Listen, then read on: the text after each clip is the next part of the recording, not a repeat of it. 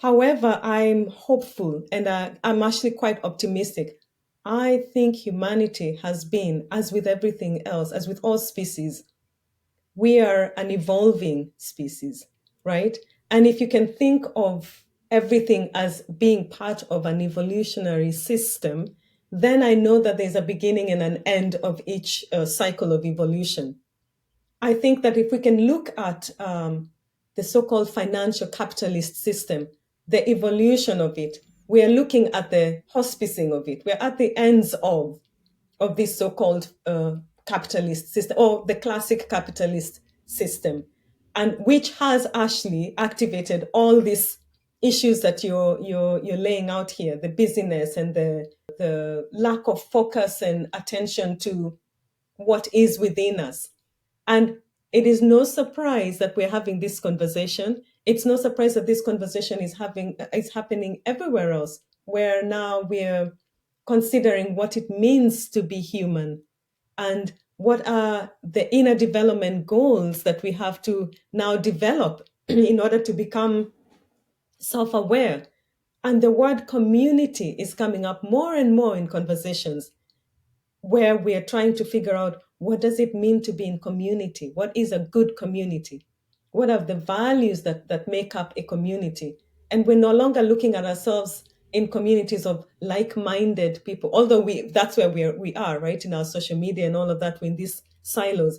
But I think we'll get out of that. I think we'll get tired of talking, of having conversations only with people that sound and look like us. Well, then we would be interested in hearing what else doesn't sound like me, and why is that?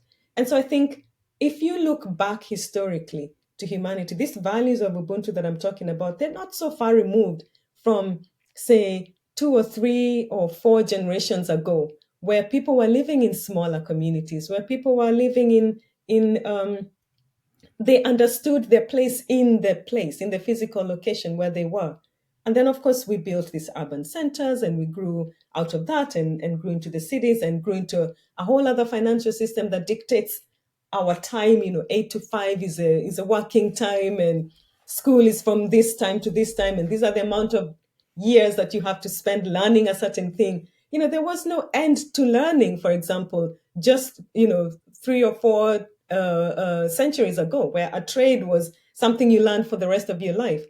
So I think that we are kind of we've gone up the hill of that very sort of, I hate to use the word toxic, but it is really the toxic side of capitalism and the financial system that has rendered us incapable of engaging with our heart's intelligence.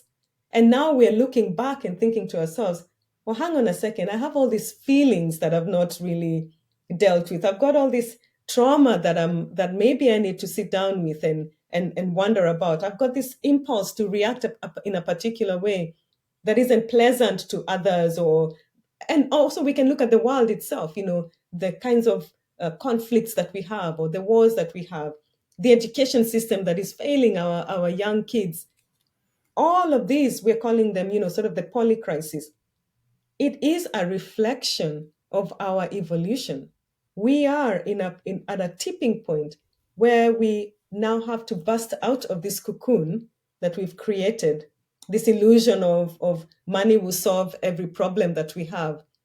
And we are being called somewhat, by the life around us, to grow out of this mold that we've set up for ourselves as a modern society.